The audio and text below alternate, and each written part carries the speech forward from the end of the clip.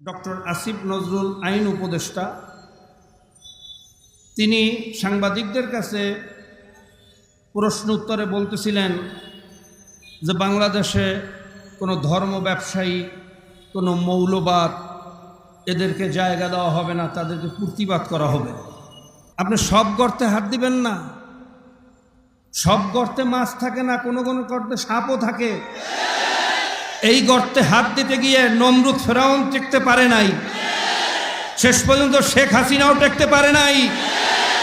ইসলামের বিরুদ্ধে অবস্থান নিয়ে কোনো শক্তি বাংলার জমিনে টিকতে পারবে না ইনশাআল্লাহ।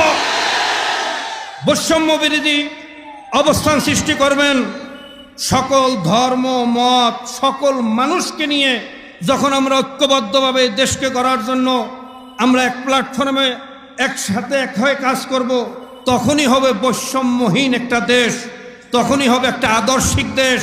কাজে আমি বলবো, উপদেষ্টারা যারা রয়েছেন, আপনারা দেশ মেরামতের কাজে ব্যস্ত আছেন, আমরা আপনাদের সহযোগিতায় সবসময় সতর্ক আছি। কিন্তু যেই বৈষম্য বিরোধী আন্দোলন আমরা করেছি, আমরা কি দেখতে পাই? বর্তমান যে অন্তর্বর্তীকালীন সরকারের সদস্যরা রয়েছেন, উপদেষ্টারা রয়েছেন, তাদের অনেকের বক্তব্যের মধ্যেই আমি বৈষম্যহীনতা খুঁজে পাই না। বিশেষ করে আমি বলবো, 2-3 দিন আগে আমাদের শ্রদ্ধেয় আসিফ নজরুল সাহেব, ডক্টর আসিফ নজরুল আইন উপদেষ্টা, তিনি সাংবাদিকদের কাছে প্রশ্ন উত্তরে বলতেছিলেন যে বাংলাদেশে কোনো ধর্ম ব্যবসায়ী, কোনো মৌলবাদ এদেরকে জায়গা দেওয়া হবে না, তাদেরকে প্রতিবাদ করা হবে। ধর্মীয় রাজনীতি প্রতিহত করবেন, আপনি ধর্মকে প্রতিহত করবেন, তাহলে বাংলাদেশে কি বাস্তবায়ন করবেন? বাংলাদেশের তো 95% মুসলমান ধর্মপ্রাণ। আপনি ধর্মকে প্রতিহত করে কি রাজনীতি কায়েম করতে চান? সবাইকে নিয়ে বাংলাদেশটা কায়েম করতে চান, ধর্মীয় লোকজনদেরকে বাদ দিয়ে আপনি কায়েম করবেন, কি কায়েম করবেন? আমি স্যারকে অনুরোধ করব, এই ব্যাখ্যাটা আমাদেরকে স্পষ্টভাবে দিবেন।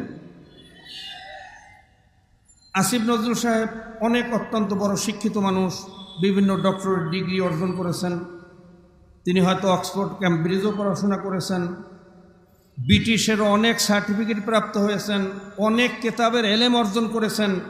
আমি বলবো, অনেক কেতাবের এলেম অর্জন করেছেন, অনেক কেতাব পড়েছেন, কিন্তু আপনি এখনো বোধের কেতাব পড়েন নাই। আপনার বোধের অভাব আছে। আপনি সব গর্তে হাত দিবেন না, সব গর্তে মাছ থাকে না, কোনো কোনো গর্তে সাপও থাকে। এই গর্তে হাত দিতে গিয়ে নমরুদ ফেরাউন টিকতে পারে নাই, শেষ পর্যন্ত শেখ হাসিনাও টিকতে পারে নাই। ইসলামের বিরুদ্ধে অবস্থান নিয়ে কোনো শক্তি বাংলার জমিনে টিকতে পারবে না ইনশাআল্লাহ। বৈষম্য বিরোধী অবস্থান সৃষ্টি করবেন, সকল ধর্ম মত সকল মানুষকে নিয়ে যখন আমরা ঐক্যবদ্ধভাবে দেশকে গড়ার জন্য আমরা এক প্ল্যাটফর্মে একসাথে এক হয়ে কাজ করব, তখনই হবে বৈষম্যহীন একটা দেশ, তখনই হবে একটা আদর্শিক দেশ। কাজে আমি বলবো, উপদেষ্টারা যারা রয়েছেন, আপনারা দেশ মেরামতের কাজে ব্যস্ত আছেন, আমরা আপনাদের সহযোগিতায় সবসময় সতর্ক আছি।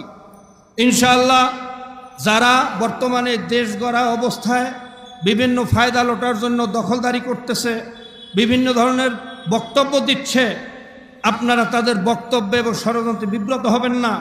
যতদিন পর্যন্ত বস্তুনিষ্ঠভাবে এই দেশ গড়ার কাজে কাজ করবেন, ইসলামী আন্দোলন বাংলাদেশ ইনশাল্লাহ আপনাদের পাশে থাকবে। কিন্তু যখনই ইসলামের উপর আঘাত করবেন, এই দেশের 95% মুসলমানের সেন্টিমেন্টে আঘাত করবেন, এই মুসলমান কোনো অবস্থা চুপ থাকবে না। মনে রাখবেন, ইসলামের উপর হাত দিয়ে কেউ বাঁচতে পারে নাই, কেউ টিকতে পারে নাই, আপনারাও কিন্তু টিকতে পারবেন না। কাজে আমি সকলকে অনুরোধ করব, দল মত ধর্ম বর্ণ নির্বিশেষে, হিন্দু হোক মুসলিম হোক খ্রিস্টান হোক, যে জাতির হোক, ধর্ম যার যার, দেশটা আমাদের সবার। আমরা একত্রিত হয়ে কাঁধে কাঁধ মিলিয়ে এই দেশে বসবাস করব, এই উদাত্ত আহ্বান রেখে আজকে এই ছাত্র সমাবেশে উত্তরোত্তর সফলতা কামনা করে যারাই আয়োজন করেছেন এবং যারাই আন্দোলন এখানে উপস্থিত হয়ে এই মজলিসকে সাফল্যমণ্ডিত করেছেন, সকলকে আন্তরিক মোবারকবাদ জানিয়ে আমার সংক্ষিপ্ত বক্তব্য এখানে শেষ করছি। আসসালামু আলাইকুম।